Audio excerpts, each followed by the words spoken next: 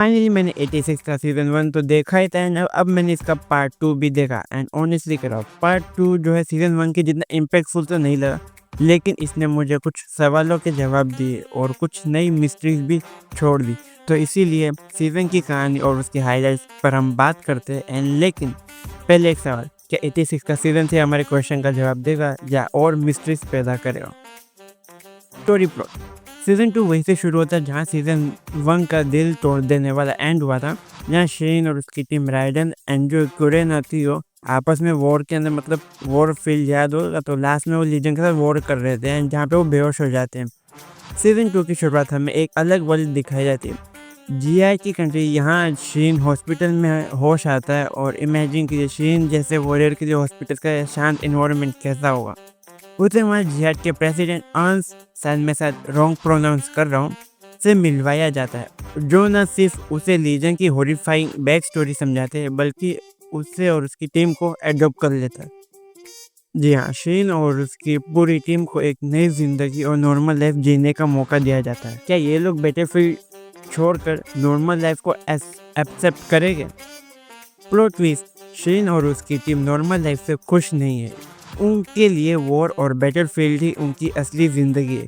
यही वजह है कि वो जीआई के फेडरेशन की आर्मी को दोबारा ज्वाइन करते। उनकी जो अल्टीमेट मिशन है लीजन को पूरी तरह ख़त्म करना और मॉर्फ लीजन से छुटकारा पाना।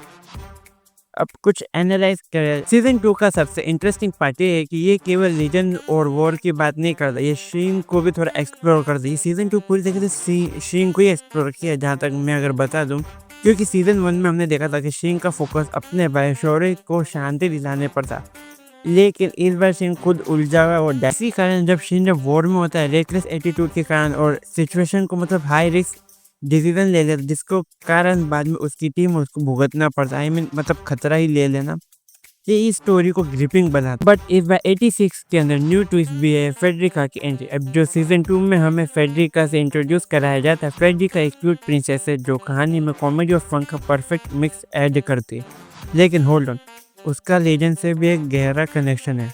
मॉर्फ लीजन जो मेन विलन है कभी फेडरिका का लॉयल नाइट हुआ करता था। अब सोचिए जब पास्ट और प्रेजेंट टकराएगी तो कहानी कितनी इंटेंस हो जाएगी। क्या सीज़न 2 सीज़न 1 को मैच कर पाया? अब सवाल ये, क्या है सीज़न 1 जैसा थ्रिल दे पाया? ऑनेस्टली बोलो, सीज़न 2 की शुरुआत थोड़ी स्लो है, लेकिन जैसे जैसे स्टोरी आगे बढ़ती है ये आपको अपनी तरफ खींचने लगती है। सीज़न 1 में हर एपिसोड एक इमोशनल रोलर कोस्टर था, लेकिन इस बार स्टोरी में सैडनेस और हेवी इमोशन थोड़े कम है और उनकी जगह कॉमेडी और फन एलिमेंट ने ले लिए। ऐसे कौन से हाईलाइट पॉइंट है जिसके कारण तुम्हें सीज़न 2 देखने चाहिए 86 का? तो चलो शुरू करता। पहला है मेंटल फ्रीडम पर फोकस किया।